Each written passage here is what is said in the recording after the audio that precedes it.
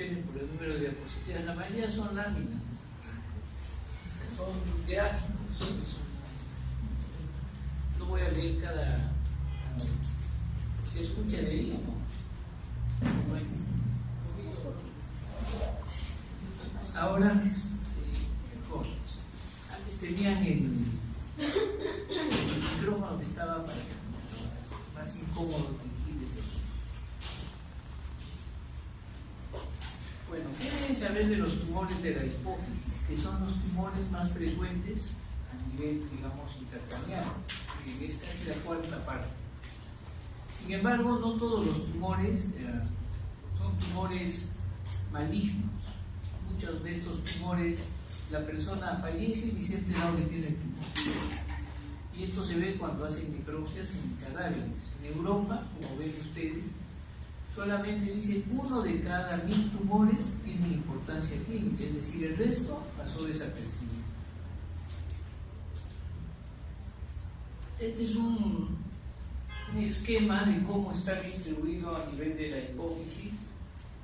Está acá. Las estructuras. En teoría esto me parece una cebolla, es la hipófisis y acá está el tallo hipofisial.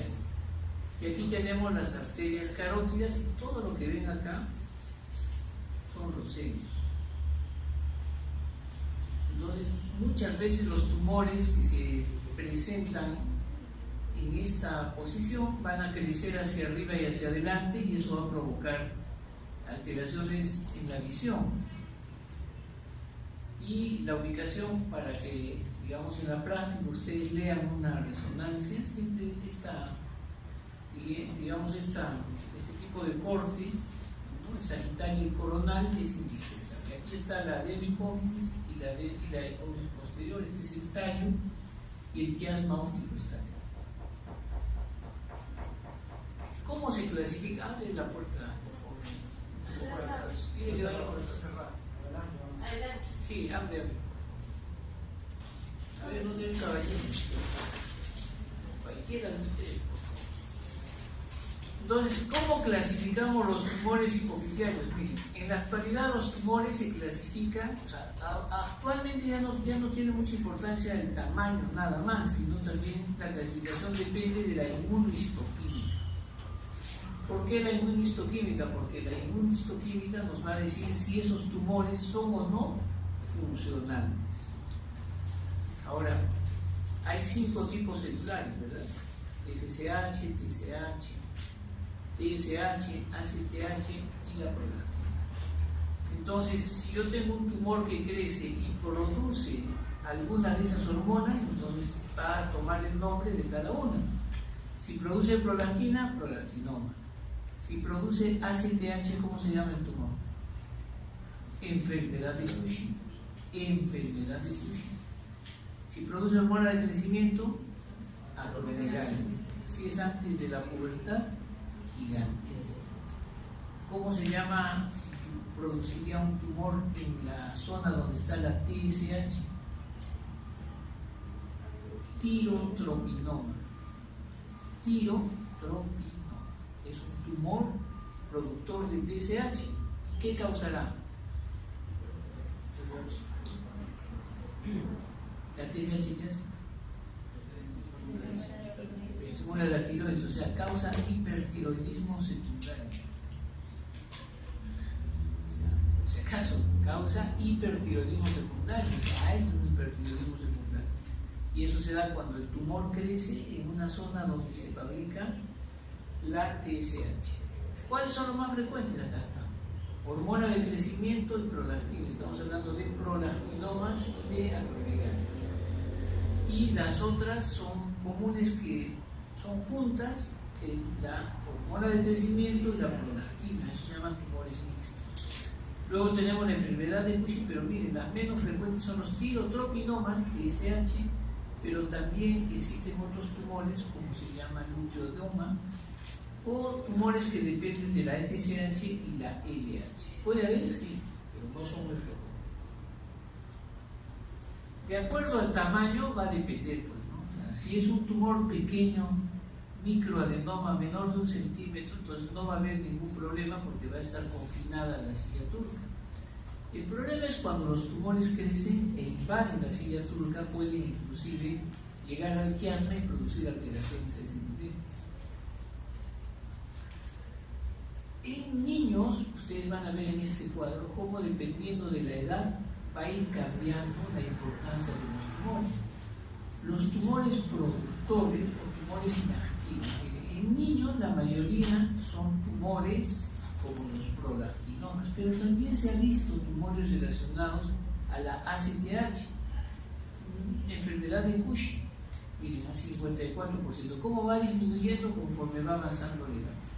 Entonces, en jóvenes hay un cambio, la mayoría son prolactinomas, pero en niños antes de la pubertad son también las enfermedades de Cushing.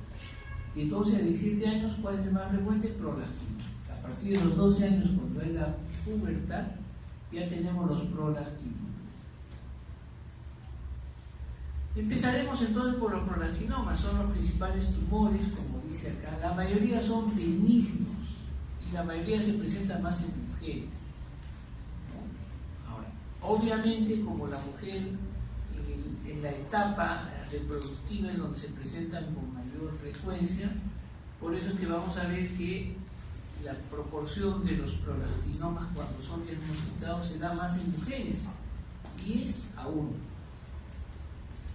Este cuadro muestra la diferencia que hay en la presentación tanto en varones como en mujeres.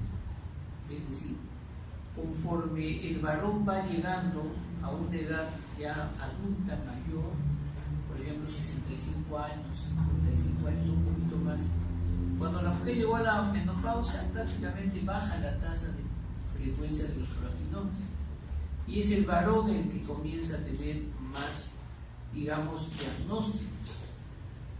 Según el tamaño, los microprolactinomas son más frecuentes en mujeres y en los varones son los macroprolactinomas. Esa es una diferencia. En los varones es más macroprolactinoma que micro. Entonces, ¿quién se afecta más de todos los ejes cuando hay un tumor que produce prolactina? El eje gonadal, hipotálamo, hipoficiario, gonadal. Y este cuadro muestra eso. La primera causa por la que uno puede detectar un hipogonadismo en el varón es porque son infértiles.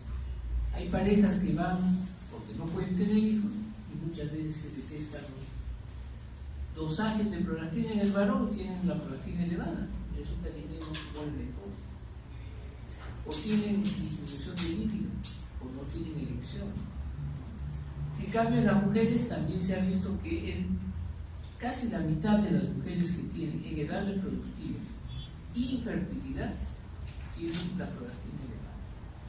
En cambio, en el varón también se puede presentar ginecomastia. ¿No? ¿Qué es la ginecomastia? Crecimiento del pezón en el varón y los prolactinomas ocasionales.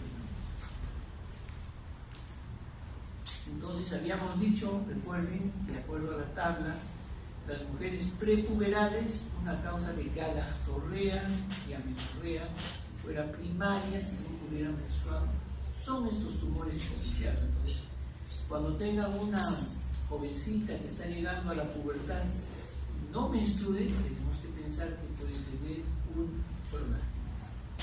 En cambio, no todos los prolactinomas van a ocasionar un síntoma cardinal. ¿Cuál sería? La galactorrea, es decir, la presencia de secreción láctea sin estar embarazada. Entonces, el síndrome en una mujer pobre que viene por amenorrea, galactorrea, cefalea e infertilidad, la primera posibilidad es un prolactina. Doctor, la cefalea se produce cuando hay una compresión del tumor, pero también se ha visto en los microprolactinomas. No se sabe exactamente cuál es la causa, pero parece que el aumento de la secreción de la prolactina tiene que ver con la dura madre y por ahí va la cefalea. Es una cefalea característica que no es en todo el cráneo, sino detrás de los ojos, justo por encima de las órbitas.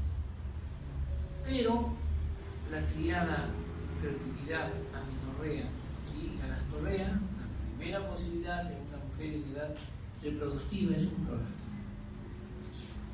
En el varón, miren ustedes, sí se altera también desde el punto de vista bioquímico. Aquí tenemos un cuadro donde dice micro y macro prolactinomas.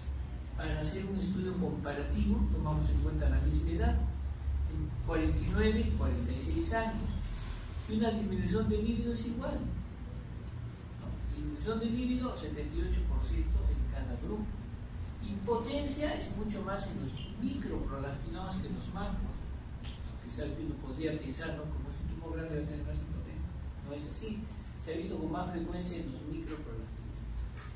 Es obvio que si es un macroprolactinoma, este va a ocasionar alteraciones del campo visual. Si es un micro, no va a haber ninguna alteración del campo visual. Y también hablamos de la extensión. Obviamente el 91% de los macroprolactinomas pues, se van a ir hacia ese lado. Y no siempre en ambos casos hay una disminución de la testosterona en promedio, pero sí hay extremos.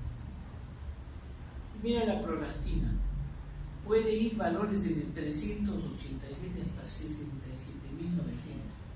Claro, estas son en las unidades nanogramos por mililitro. Si lo normal es 20.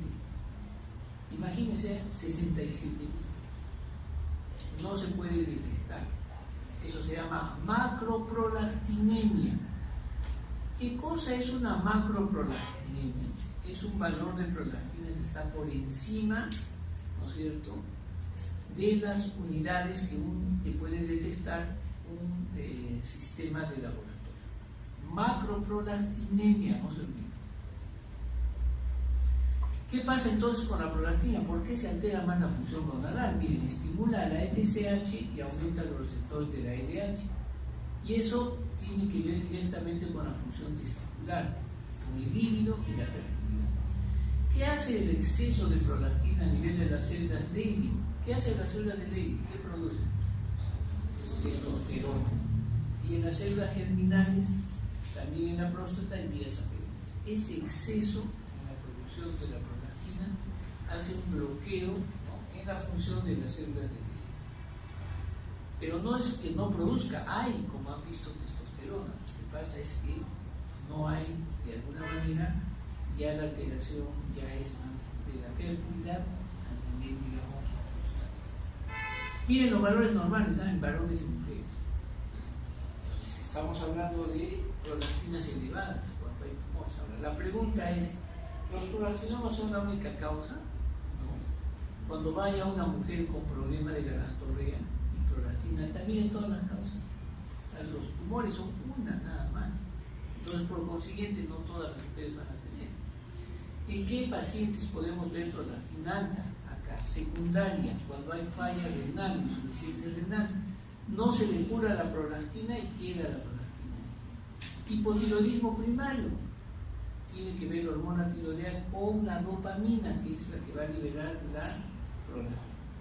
Insuficiencia renal, el síndrome de ovario poliquístico también se asocia a veces con prolactina elevada.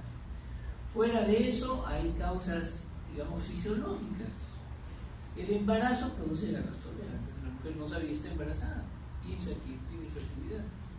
Lo otro es la estimulación de la mama. Muchas veces, bueno, es normal, a veces la mujer por asearse se puede manipular la mama, o en una relación sexual normal también hay manipulación de la mama. Entonces, cuando va al dosaje de prolactina se les dice no tengan relaciones, no se esté estimulando la mama, porque eso produce salida de la prolactina y puede confundir. O algunas otras enfermedades, miren, enfermedades infiltrativas, la hipofisitis, que es una inflamación de la hipófisis. Entonces son varias causas. Miren este ejemplo. Acá tienen un tumor gigante, ¿sí o no? Este es un tumor gigante y la prolactina está en 40. Ustedes pensarían que es un prolactinoma o no, pero no es así. Esta es una hiperprolactinemia por compresión de la hipófisis del tallo y libera prolactina. Este es un adenoma, este es un macroadenoma. ¿Cuándo vemos que es un macro? Cuando la prolactina esté en 300 o más. Pero también puede haber microprolactinomas. Este puntito que ven acá, que no se nota no pintado, ese puntito es un microprolactinoma que también puede ocasionar 300 de prolactina. Pero no es la regla es que mientras más grande es el tumor, mayor será el aumento de la prolactina. Entonces, miren ustedes acá la tomografía, aquí sí se ve claramente, ¿no? Este es el prolactinoma, esta flecha que está apuntando. ¿Se dan cuenta? Acá viene la sustancia de contraste. Esto que no pinta es el prolactinoma, ¿no? Esto de acá es la arteria, y estos son los senos cavernosos. Este es un prolactinoma quístico porque es líquido ahí. Y este de acá no es un prolactinoma, puede ser confundido. Es un microadenoma productor de luteotropina. ¿De acuerdo? Lo menos frecuente. Entonces, ¿cómo diferenciarías este de acá? Si se parece, ¿sí o no? Por el valor de la prolactina, y hay que dosar LH. Si la LH está volando, entonces puede ser un tumor, que es rarísimo, ¿eh? Muy bien, ¿cuál es el tratamiento de los prolactinomas? El tratamiento es médico, no es quirúrgico, ¿ya? Es médico. ¿Qué usamos para tratar los prolactinomas? Los llamados agonistas dopaminérgicos. Nosotros tenemos cabergolina y la bromocriptina. La bromocriptina viene en tabletas de 0.625 y la cabergolina viene en tabletas de 0.5. Yo prefiero usar siempre la cabergolina, y es más, la hemos usado muchas veces. ¿Cuál es el mecanismo de acción? Miren, actúa reduciendo el número y el tamaño de las células que conforman el tumor. Por consiguiente, destruye, ¿no es cierto?, el retículo endoplasmático y hace que el tumor baje de tamaño. Aunque no crean, baja de tamaño. Esta cabergolina entonces es el agonista dopaminérgico de primera elección, tiene alta eficacia y es bien tolerada, a diferencia de la bromocriptina. Inclusive, como dice ahí, pacientes que tienen grandes prolactinomas. Se ha visto que puede mejorar el campo visual hasta un 90%. ¿Cuánto tiempo es el tratamiento y cuál es la dosis máxima? Se puede dar hasta más o menos, en el caso de la bromocriptina, 30 miligramos, pero imagínense, cada pastilla es de 0.625. 2 pastillas serán 1 miligramo. Por eso es que no damos, pero sí se ha visto que tiene buen efecto sobre la prolactina. En los microadenomas, el tratamiento con la cabergolina o la bromocriptina tiene que ser de 2 años y se va titulando la dosis, ¿no? Hasta que se normaliza la prolactina y uno le hace una nueva resonancia y no se ve tumor. Sin embargo, últimamente se está viendo que hay tumores resistentes a los tratamientos con los agonistas dopaminérgicos. Entonces, si yo tengo un macroprolactinoma que no me ocasiona mayor alteración en el quiasma, y el tratamiento es hasta 2 o 3 años, 2 veces por semana se toma la cabergolina. Pero si yo tengo hiperprolactinemia, digamos, elevada o es más baja, entonces es suficiente con dar una dosis. Cada comprimido es de 0,5 por semana. Y sí se ha visto que el tumor disminuye en 50% su tamaño. Si es un micro, puede desaparecer. Si es un macro de 1 centímetro, bajará a por lo menos de 5 milímetros. Cuando hablamos de un prolactinoma resistente, cuando hay una falla en la normalización, es decir, ya estoy, ni siquiera es en la reducción del tamaño, en la normalización de la prolactina, hemos dicho que se normaliza en 8 semanas, como máximo. Entonces, si yo le estoy dando bromocriptina 15 miligramos, es decir, le estoy dando como 10 pastillas al día, o cabergolina 2 miligramos por semana, la dosis tope es 3, y si no reduce el 50% del tamaño del tumor, hablamos de una falla. Como les digo, cuando son microprolactinomas, lo más probable es que sea irreducible. 10% de los prolactinomas no se pueden curar y hacen resistencia, por consiguiente debemos seguir un tratamiento quirúrgico siempre y cuando el tumor o el prolactinoma sea grande y que esté ocasionando un efecto de masa. no se operan los microprolastinomas. O el macroprolastinomma se convirtió en quiste. Se puede convertir en quiste sin pagar. Miren, la cirugía no cura todo, no crean que el cirujano entra y te saca el tumor y se acabó. No, ¿por qué los macroprolastinomas solamente se curan en un 33%? Porque son tan grandes que han invadido el seno cavernoso, como han visto ahí. Y ninguno de los cirujanos se va a atrever a entrar para sacarlo, porque el paciente se muere ahí. Ni siquiera en los microprolastinomas también. ¿Qué porcentaje? 74%. Y si no cede, entonces vamos a dar tratamiento con lo que se llama radioterapia. ¿Y en qué casos se da radioterapia? Cuando no respondió al tratamiento médico, hubo un problema con el tratamiento quirúrgico, ¿no? O a veces se maligniza el prolastinoma. Es un tumor benigno, pero podría malignizar.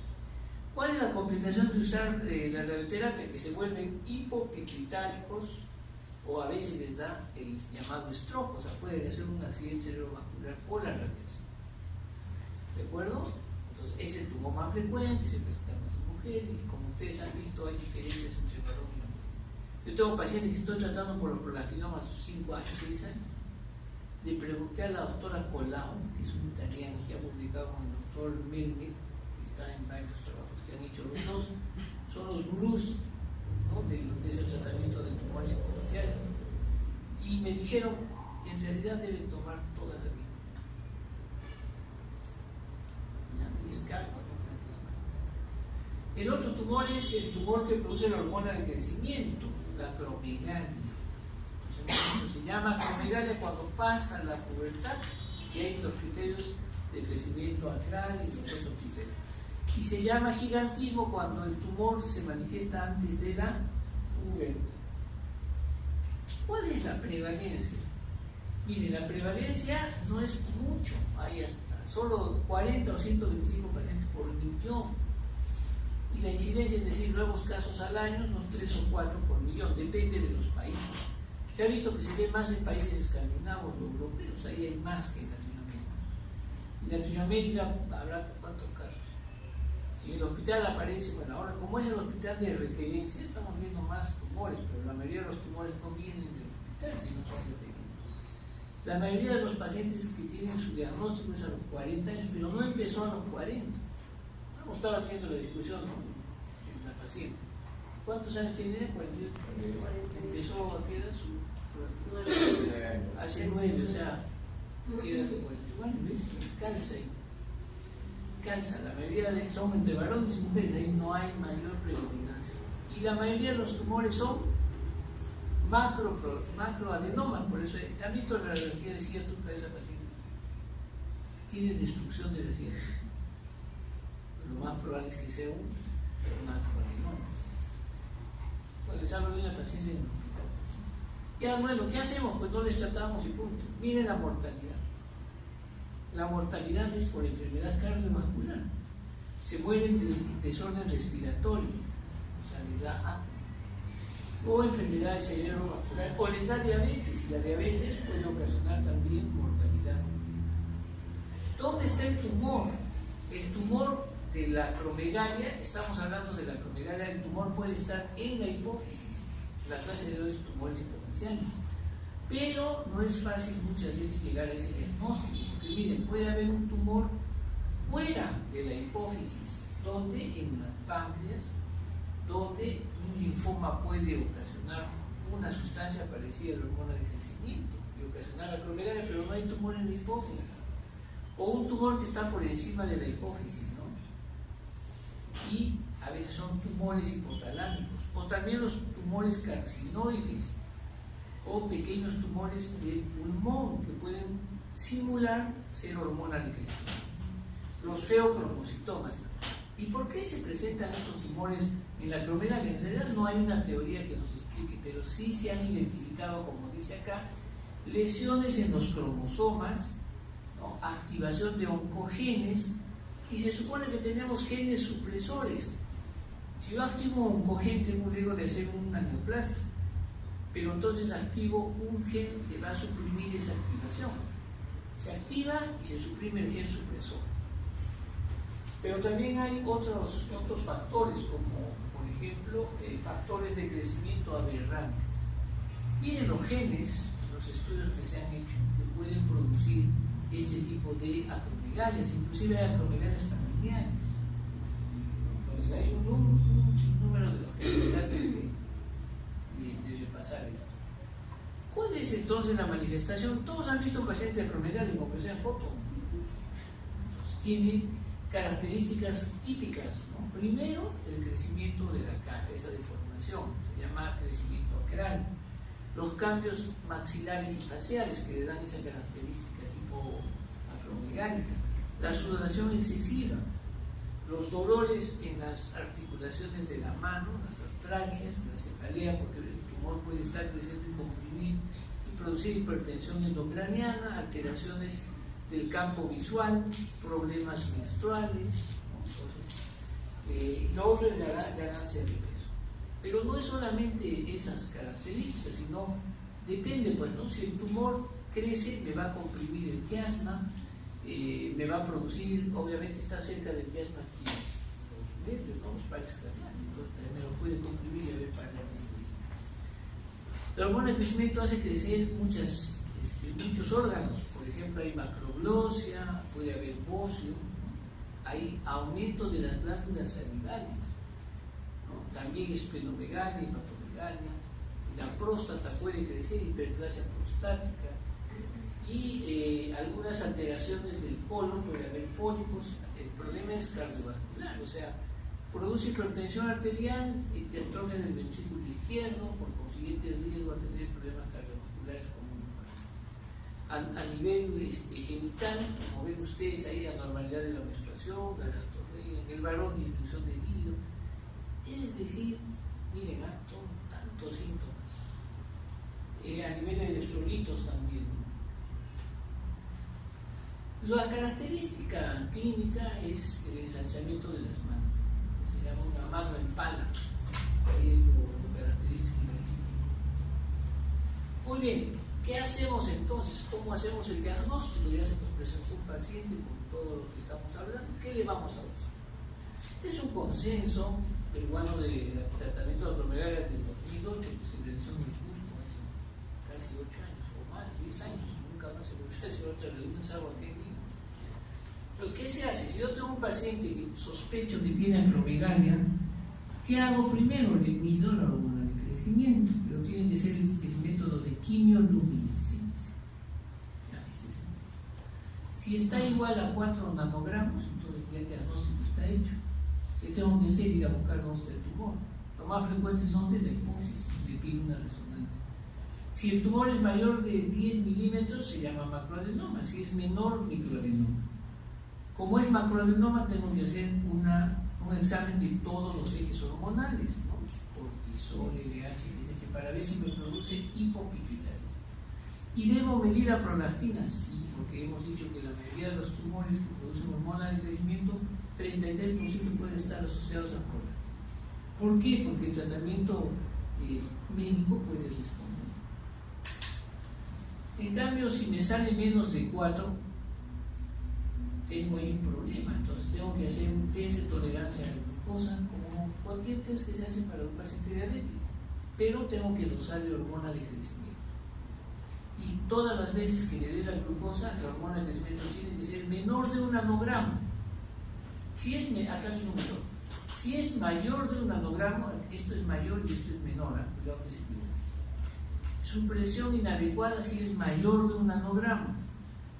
Su presión adecuada si es menor, o sea, tiene que suprimir cuando es menos de 1. Si pasara esto, digamos en este caso, es más de 1, entonces yo tengo que pedirle la IGF-1. La IGF-1, ¿qué es? Somatomelina C. Las guías actuales de 2014 de acromegalia dicen, si tú tienes criterios, ves una persona que tiene aparentemente los rasgos de acromegalia, pero tiene síntomas, o sea, cefalea, presión alta, diabetes o glucosa, es suficiente pedirle la IGF-1. Y la IGF-1 que viene, obviamente, tiene que ser menor del rango normal para el género y para la edad. O sea, ¿la vieron a Juana? Y vamos a ver otra paciente. No, como ustedes. Llegó otra paciente que ya tuvo su cirugía y se le dieron radioterapia. Y ella tiene su IGF-1 elevado. Después de la radioterapia estaba normal y ahora está elevado. Entonces, ¿cómo se hace el diagnóstico? El diagnóstico se hace solicitando una hormona de crecimiento en ayunas. Si esta hormona de crecimiento sale mayor de 4, ya está el diagnóstico, nanogramos por mililitro. Pero si sale menos, le pido IGF-1 o hago un test de tolerancia a la glucosa. Hay diferentes posibilidades.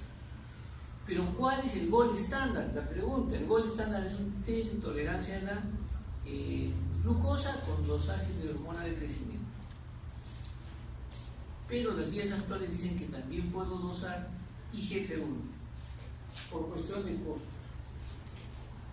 Entonces este es el manejo de la guía 2014, la última de la European Society, y acá se ven las consideraciones. Si ya he hecho el diagnóstico, ¿cómo lo voy a manejar? A diferencia del prolactinoma, los tumores que producen acromegalia son de elección de tratamiento quirúrgico, hay que operar, así sea un tumor pequeño.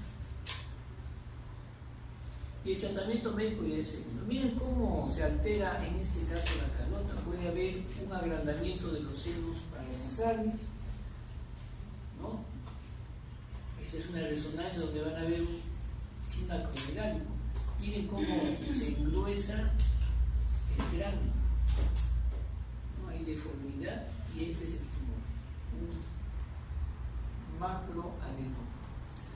Entonces, ¿cuáles son los objetivos del tratamiento? Los objetivos del tratamiento son, obviamente, tratar el tumor, tengo que retirarlo. Y al tratar de retirar el tumor, ya no va a secretar hormona de crecimiento, no va a ser hipertenso, la persona no va a ser diabética, y su riesgo a mortalidad va a ser menor.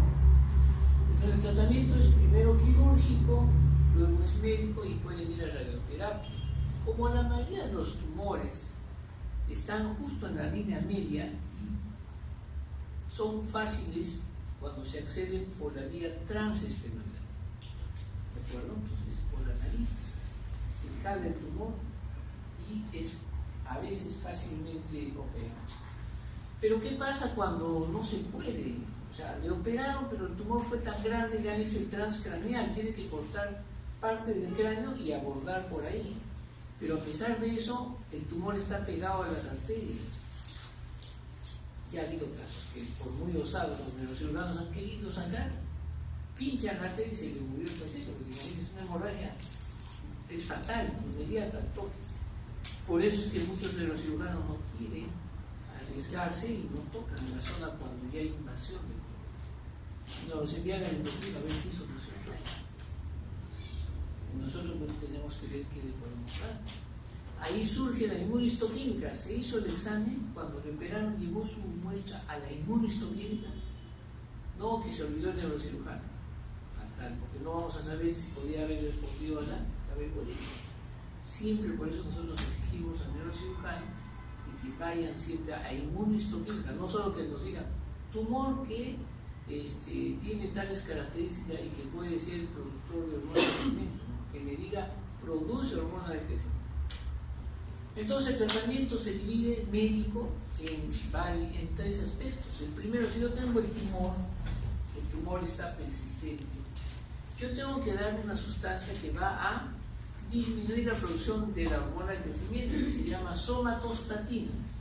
La somatostatina es la que suprime la producción de la hormona de crecimiento del hipófisis. Entonces, ¿qué ha hecho la medicina? Ha fabricado análogo. ¿Qué es un análogo? Una sustancia parecida a la somatostatina. Y ahí tenemos el octreotide y el anutreotide. Últimamente ya salió el pasiotre. ¿Qué hacen estos agonistas? O estos, mejor dicho, análogos, actúan como si fueran la somatostatina para disminuir no solo la secreción, sino el tamaño del tumor, pero no es como un tratamiento para el prolactinoma, no. El tamaño a veces ni lo toca, pero sí la secreción. Si no funciona, le doy agonistas de la dopamina. Dentro de esta está la cavirgolina, la que usamos en prolactinoma.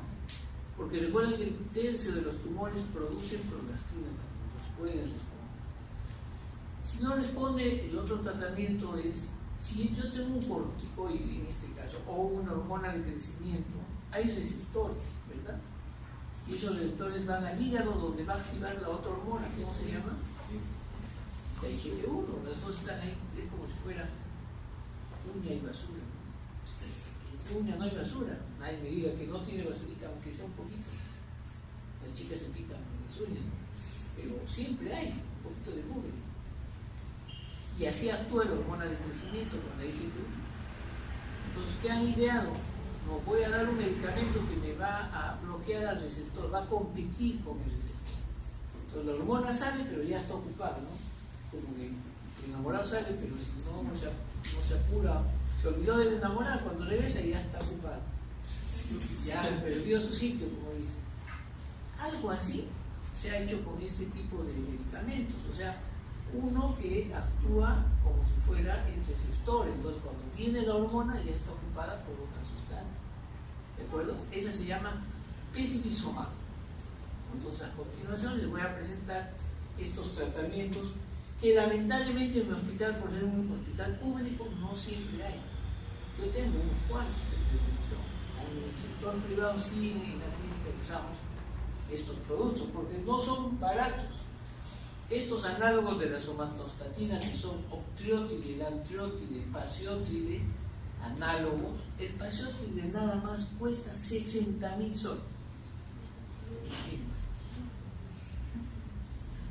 El octreotide está con 5.000 soles. 60.000. Se usa también para el Cushing. Pero entonces aquí surge, ¿no? Oye, pero si le sacaron la inmunistoquímica, dijo que también produce prolactina, así la prolactina no está alta, pero hay células que fabrican, hay que dar cabergolina. Yo a todos los pacientes, tengo como 40 pacientes en seguimiento los últimos 10 años. No es mucho, pero también entenderán que no hay tanto paciente.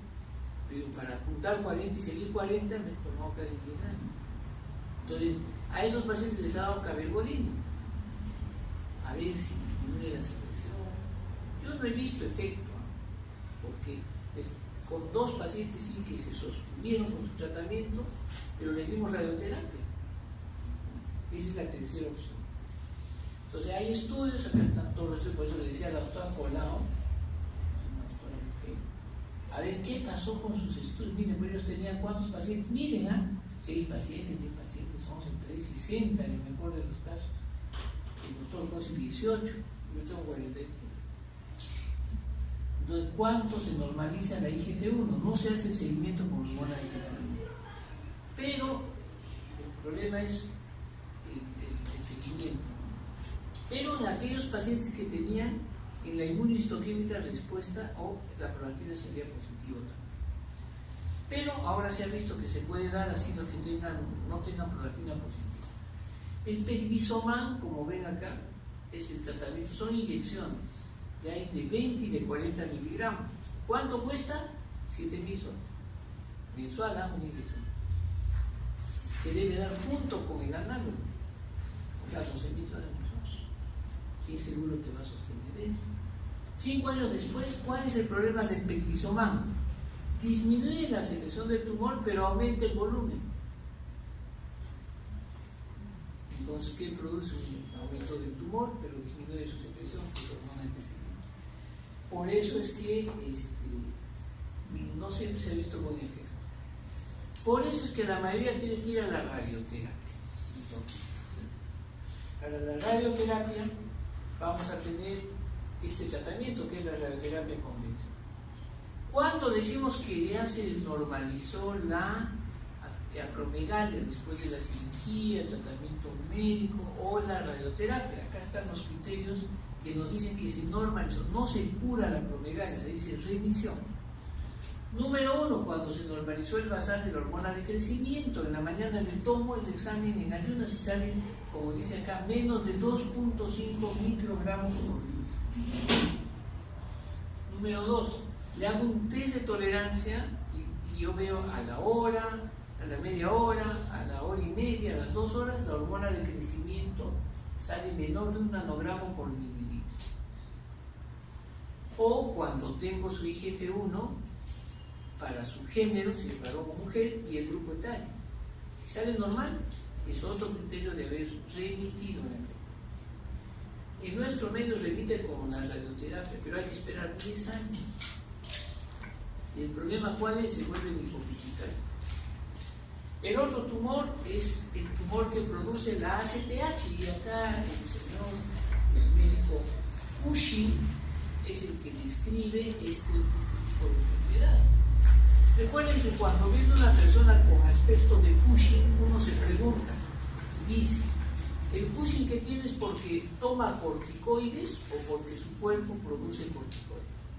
Si es porque toma, se llama Cushing exógeno, es la mayor causa de Cushing, ¿ya? Pero también hay un Cushing endógeno.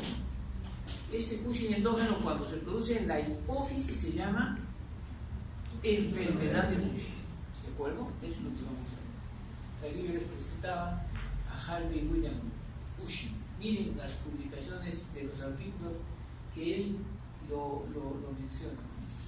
Entonces acá está la primera paciente con la que describe Cushing en 1800 y pico la enfermedad. Es típica, ¿no? Miren las estrías, la obesidad cervicítrica. Entonces, es frecuente, miren, hasta 5 casos por millón de personas al año. Hablo de la enfermedad de Cushing, no el Cushing exógeno, porque eso es mucho más frecuente. La prevalencia es de 79 casos por millón, la edad media 41, y es siempre más frecuente en las mujeres.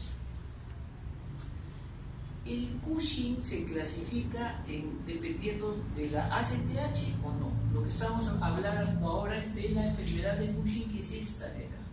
Entonces, cuando se presenta un Cushing endógeno, lo más frecuente es un tumor en la hipófisis que produce ACTH. Pero ojo, para llegar a este diagnóstico no es simple, porque hay otras enfermedades que también producen ACTH. Tumores que no están en la hipófisis, sino miren, bronquial, en el timo, carcinoides en el páncreas, o el cáncer medular, ¿de qué? De la tiroides, que puede producir ACTH. Y la persona va con Cushing, ¿de dónde está el problema? En la tiroides, como un cáncer medular que produce calcitonina, pero también produce ACTH. Pues no es fácil llegar, ¿no? O sea, cuando ustedes tengan un Cushing hay que hacer todo un estudio. Entonces, la enfermedad de Cushing es el 70% porque es un tumor que está acá en la hipófisis. La mayoría son adenomas. Raro que sea una hiperplasia, que no sea un tumor, sino una hiperplasia, que sea corticotropa. ¿Y qué pasa? Normalmente hay un ritmo circadiano, ¿verdad? Las hormonas se producen en la madrugada y en la mañana desaparecen, salvo que está cruzando la pista, son las 11 de la mañana y va a atropellarte un carro. No sabes cómo has hecho y has saltado 2 metros y te salvaste. ¿Quién lo da? Cortisol, la ACTH, la hormona del estrés. En el Cushing no hay este ritmo, se presenta todo el día, mañana, tarde y noche. Y eso es dañino. La mayoría, como dice aquí, son microadenomas, no tanto macroadenomas. ¿Qué ocasiona que aumenten de tamaño las glándulas suprarrenales? ¿No? Y se ensanche la zona fascicular y reticular. Entonces, ya, pero ¿qué pasa? ¿No lo tratamos? Bueno, si no lo tratas, se van a morir tus pacientes. ¿De qué? De hipocalemia y enfermedad. También les da diabetes, les da hipertensión arterial, o les baja el potasio y se murieron de hipocalemia. Ni cuenta se dieron muchas veces. Y acá está la característica, ¿no? La cara de está llena, aquí tiene la jiba. Es una obesidad, si bien es cierto, no es generalizada, conforme va avanzando el Cushing. Y estos son las almohadillas supraclaviculares. A ver, tóquense ustedes sus almohadillas supraclaviculares. ¿Está hueco o no? ¿No? ¿Hay un hueco ahí? ¿Sí o no? En los pacientes con Cushing no hay un hueco, sino se inflama, se hincha. Van a ver un tejido graso que no permite y no se ve esa almohadilla supraclavicular. Entonces, la mayoría de los síntomas son los que están descritos acá: aumentan de peso, irregularidad menstrual, hirsutismo por los andrógenos suprarrenales. Puede haber hasta psiquiatría, las pacientes se vuelven como si fueran psiquiátricas. tienen síndrome de esquizofrenia. Pero fuera de eso, miren, la obesidad es centrípeta en el tronco básicamente, con estas estrías, la cara de una hiena sin hipertensión, o sea, todo lo que ustedes puedan saber de la producción excesiva del cortisol, de la testosterona y de los andrógenos suprarrenales. ¿Cómo hago el diagnóstico? Ya tengo al paciente, estoy sospechando, he hecho descarte de que esté tomando corticoides, pero inmediato. Tengo que pedir el cortisol salival en la noche 2 veces, o le voy a decir, mida su cortisol libre en orina de 24 horas en 2 ocasiones, o le hago el llamado test de supresión de dexametasona, que consiste en darle 1 miligramo de dexametasona en la noche, vamos a ver más adelante, y dosar el cortisol inmediato. 2 pruebas negativas, mejor dicho, si salen 2 pruebas negativas, ya descarto. Si sale una positiva y una negativa, tengo que seguir haciendo las pruebas. Entonces, según las guías, no sirve hacer el cortisol en ayunas nada más. ¿Puede diagnosticarse? Sí. Cuando sospecho, cuando sale más de 25 microgramos por decilitro. ¿Cuántos de los pacientes que tienen Cushing tienen este resultado más de 25? 10%. Entonces no es recomendable. Por eso es que hacemos el cortisol libre en orina. Según la mayoría de laboratorios es de 30 a 150, otros dicen de 30 a 135. Si sale más de ese valor, 2 mediciones del cortisol nocturno salival, o en test de supresión nocturna, entonces ahí tenemos el caso. ¿Cómo se hace el cortisol libre en orina? Tomar en cuenta cuando vamos a hacer la prueba lo siguiente. Primero hay que recolectar la orina de 24 horas y hay que medir su creatinina, no debe estar alterada, tampoco con infección, ¿no? La función renal debe estar buena, no debe haber una depuración de creatinina menor de 60. Y tampoco decirle que tome un montón de líquido. El cortisol en la noche se mide más o menos entre las 11 y las 12 de la noche. El cortisol es como si le estuvieras dosando el cortisol de la sangre, es casi lo mismo. No se afecta por la tasa de producción de sangre, es un dispositivo, como ven acá, con una tapa, un cilindro de plástico y un tubo conector, ¿no? Primero se obtiene la muestra, luego de un enjuague bucal, pero sin haberse lavado. ¿Y a cuánto equivale? Generalmente se dice que es positiva la prueba cuando es más de 145 nanogramos por decilitro. 2 veces y a esa hora. Y la otra es el test de supresión. Le damos en la noche 1 miligramo de dexametasona entre las 11 y las 12 de la noche y le medimos el cortisol en ayunas, el cortisol basal de sangre. Si es menos de 1.8, entonces ya digo que no es una prueba positiva. Pero también hay otro criterio, dando 2 microgramos. Para eso yo voy el día 0 y el día 1, voy a colectar 2 muestras de orina con cortisol libre. Luego el segundo día, el día 0 es el día que entra, hasta el día siguiente, colecto la orina de 24 horas. El club es cortisol libre en orina, eso se llama club. Entonces, el segundo día le empiezo a dar a las 8 de la mañana 0.5 miligramos de dexametasona cada 6 horas.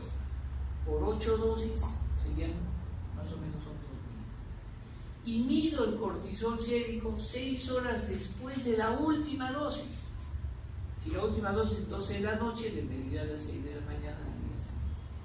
Y el día 3, o sea, justo el segundo día que le estoy dando, empiezo a colectar la orina de 24 horas para medir el cortisol libre en orina. Ese es el otro método. ¿Ya? ¿Cómo se interpreta? Si el cortisol es menos de 2 microgramos, cuando yo le he dado, digamos, el tratamiento, yo excluyo que sea un síndrome de Cushing. Pero si el cortisol en orina es menos de 10 o si yo recolecté y estaba, digamos, lo normal está 150, ¿no? Ya, pero en el Cushing salen 500. Le di la dexametasona 2 días, ¿verdad? Y el tercer día medí, si sale 100, si tenía 500, ¿cuánto ha bajado? ¿Qué porcentaje? casi el 75%. ¿Bajó más del 50% o no? Entonces, ese es el otro. Si baja más, entonces yo puedo decir de que ha suprimido. Y si los valores son mayores, entonces se habla del síndrome de Cushing. Muy bien, ya está, suprimió, entonces digo, acá hay un tumor que me está produciendo ACTH. ¿Cómo lo confirmo? Pidiendo ACTH. Recién se pide, no se hace.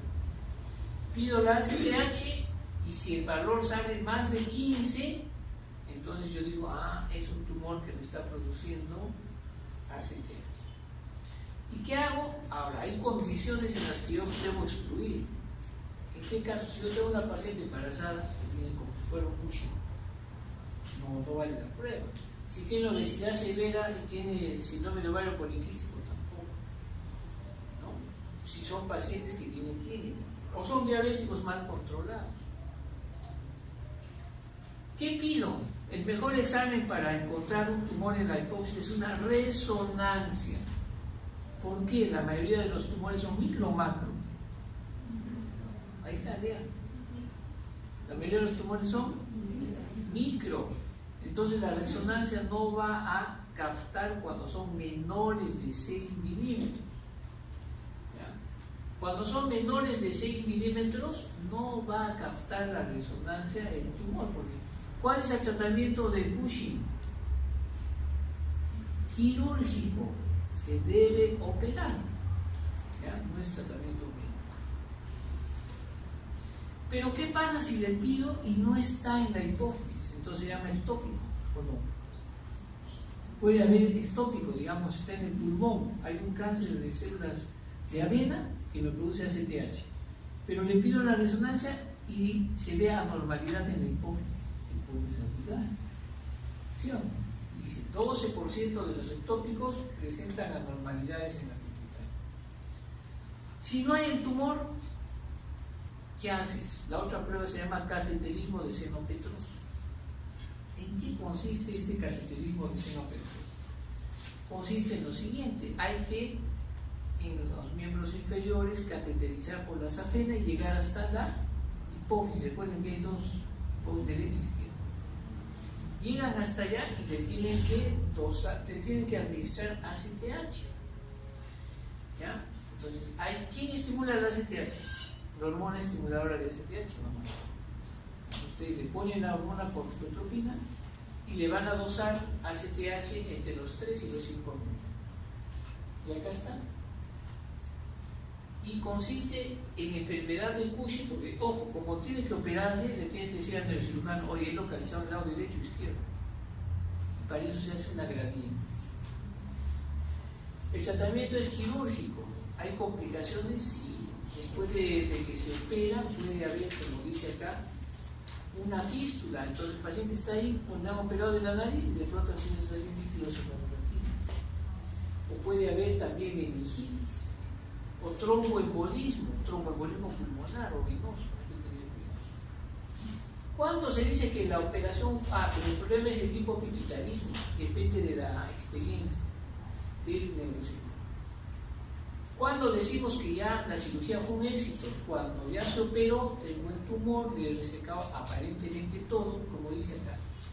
A los 7 días después de la cirugía, le pido un cortisol en orina, en sangre, antes de las 9.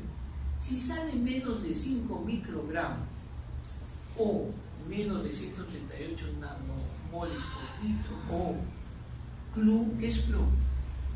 Cortisol libre en orina, que está entre 10 y 20, entonces ya es un éxito. El tratamiento debe ser médico si es que fracasa el tratamiento que tenemos con la medicación, que es en este caso la cirugía. ¿Qué medicamentos utilizamos? Miren, si el tumor produce ACTH, tengo que usar medicamentos que me van a inhibir la ACTH. ¿Cuáles son? Cabergolina, Paseotre, ¿de acuerdo? Pero si yo quiero bloquear el efecto del ACTH en la suprarrenal, voy a utilizar medicamentos que van a inhibir la esteroidogénesis adrenal: ketoconazol, metilapona, mitotane, etiumina. Y si no funciona, voy a bloquear el receptor del cortisol. Estos son los tratamientos últimos, pero son más caros. ¿Qué uso para eso? Mifepristón. El ketoconazol es un medicamento antifúngico que se daba hace tiempo. ¿Cuál es el problema del ketoconazol? Inhibe la formación, no es un problema, de los esteroides a nivel adrenal, pero también tiene un efecto negativo contra la función testicular y ovárica. Puede hacer que las personas ya no tengan hijos. Fuera de eso, la dosis que se da es de 200 a 1200, son tabletas de 200. El problema es que la FDA en el 2013 y los europeos dijeron, oye, hay un problema porque tiene mucha hepatotoxicidad. Nosotros usamos esto con precaución porque no tenemos otros medicamentos. Nos ha ido relativamente bien. Los otros medicamentos son la metilapona. ¿Qué cosa es la metilapona? Es un derivado de la piridina. Miren, son tabletas. En teoría, ¿qué hace este medicamento? Aumenta la ACTH. ¿Cómo, doctor? Si se supone que hay un tumor, ¿cómo le va a dar algo que le aumente la ACTH? En teoría dice, si yo aumento la ACTH, puede anular el bloqueo. O sea, es como que hace un feedback y bloquea la producción de los esteroides a nivel de la superficie.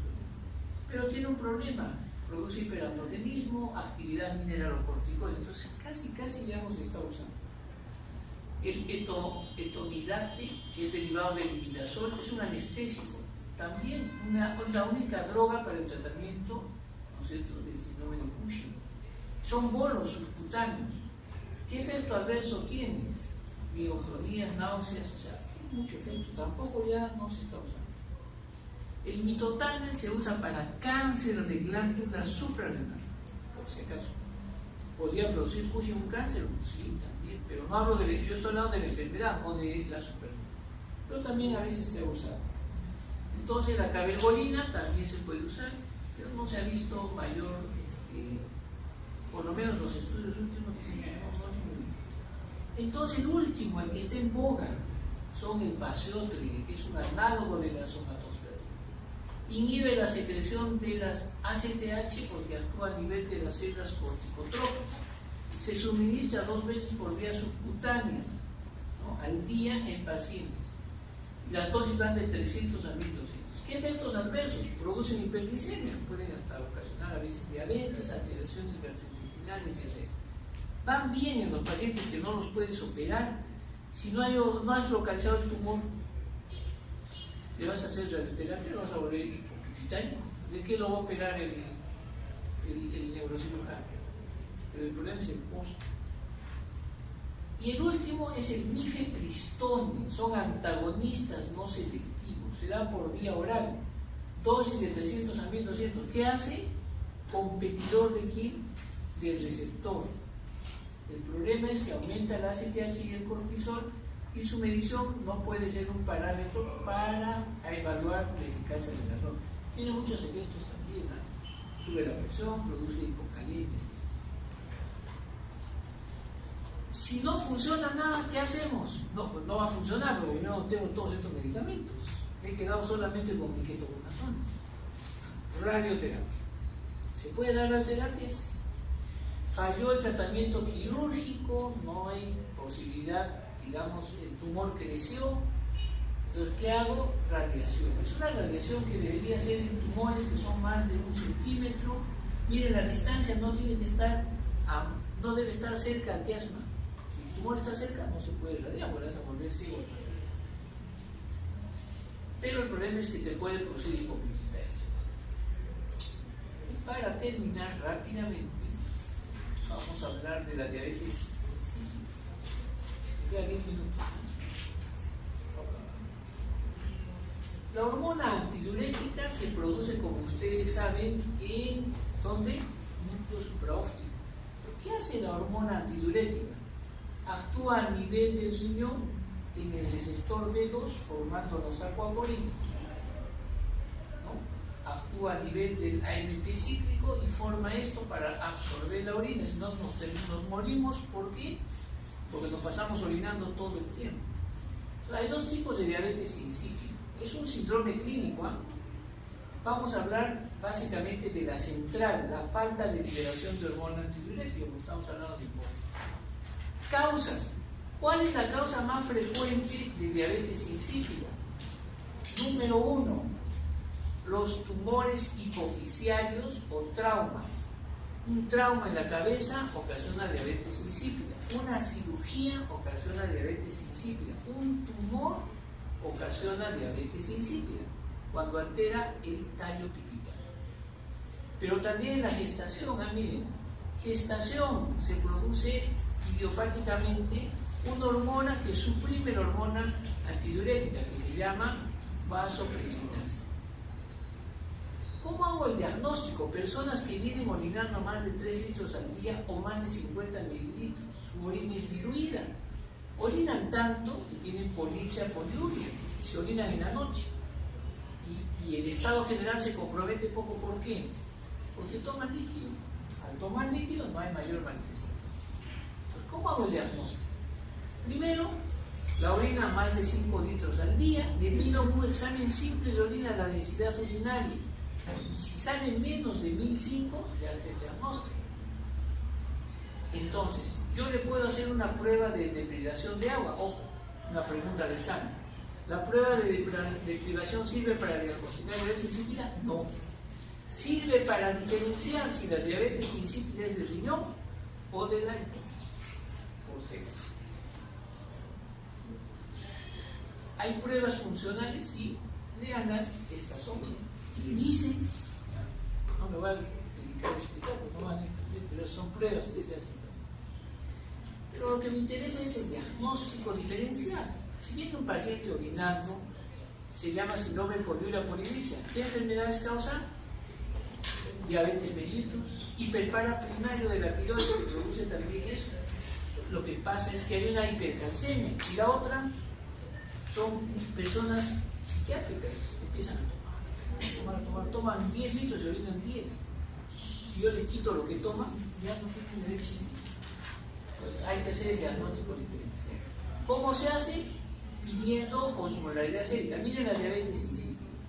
La osmolaridad sérica es mayor de 300, la osmolaridad urinaria normal es de 300 a 1500. En estos pacientes la osmolaridad de la orina está baja, con la osmolaridad de la sangre aumentada, hipernatremia también se ve, y la densidad urinaria está baja, menos de 1005. Muy bien, ¿cuál es el tratamiento entonces? Obviamente, ¿cuál es la causa? Que no hay hormona antidiurética. O sea, actualmente el tratamiento es dar hormona antidiurética, aquí está. Se llama desmopresina. Actúa a nivel de los receptores B2, no tiene efecto opresora, son como si fueran inhalaciones, ¿de acuerdo? Cada uno se llama un puff. Un puff son 10, como dice ahí, microgramos. La dosis es 2 veces al día, ¿de acuerdo? Entonces, ese es el tratamiento. Sí. ¿Cuáles son los efectos secundarios? Cuando se da demasiado, ya también se tiene agua. Entonces, hay que siempre ver que no se hace. Les voy a dejar esta pregunta. Varón de 88 años que tiene herida craneana, para que la resuelva. Esto no está en el tema, secreción inapropiada de hormona antidiurética, ¿verdad? ¿O sí? A mí no me ha tocado cuando yo reviso. Revisamos en 2 minutos. Viene el efecto contrario. O sea, ya también no se secreta la hormona antidiurética. ¿Por qué se caracteriza? Porque eso se llama CIHAT. No se dice CIHAT cuando el paciente tiene hipotiroidismo e insuficiencia suprarrenal. Si tienen hiponatremia y tienen hipotiroidismo o insuficiencia suprarrenal, no es CIHAT. ¿De acuerdo? ¿Qué es el CIHAT? El CIHAT ya también es que hay un exceso en la producción de la hormona antidiurética. La persona que va a hacer, va a retener agua. Miren todas las causas. Este cuadrito, leanlo bien, están todas las causas. La mayoría de las causas del CIHAT son enfermedades. meningitis, problemas pulmonares, pacientes que reciben tratamiento oncológico. ¿Cómo hacen el diagnóstico? Una persona empieza a hacer hiponatremia y es lentamente. Solo la hiponatremia es la única característica. Cuando la hiponatremia toma aspecto clínico, cuando está por debajo de 130. Hay sensación nauseosa, miren acá, anorexia, náuseas, vómitos, dolor abdominal. Si sigue bajando el sodio, agitación, confusión, alucinaciones. Y con menos de 115, que es peligroso, puede haber coma e hipertensión endocrina. ¿Cómo hacemos el diagnóstico? Hay que pedir sodio sérico, ¿no? Y no solo eso, sino la osmolaridad plasmática está por debajo del valor normal. Y vamos a ver que cuando le pedimos sodio en orina, sale más de 20, ¿ya? Más de 20 a 40 miliequivalentes. Ese es el diagnóstico de un psiquiatra. ¿Cuál es el diagnóstico diferencial? Hipotiroidismo, insuficiencia suprarrenal, porque el sodio baja porque falta hormona tiroidea o corticoides. ¿Cuál es el tratamiento? Lo primero, hay que restringir líquidos, ¿ya? ¿Por qué? Porque se supone que está reteniendo. Si toma líquidos, va a diluir más el sodio y va a haber síntomas. Pero si el paciente tiene una hiponatremia severa de 110, 120, tengo que ya también perfundirle, no el cloruro de sodio normal, sino hipertónico. O sea, le pongo cloruro y le aumento la presión. El tratamiento puede ser darle carbonato de litio y la tetraciclina que se llama demeclociclina. Ahora hay nuevos fármacos. Uno de ellos es este que se llama tolvaptan. Son pastillas, ¿ya? Que pueden mejorar. En los pacientes hospitalizados, recuerden, CIHAT, paciente que tiene hiponatremia, neumonía, meningitis o pacientes oncológicos. Muy bien. ¿Alguna pregunta? ¿Ninguna? Ya nos van a votar. Están las presentaciones acá en la carpeta, pues pueden. Muy bien, chicos, nos vemos. Chao.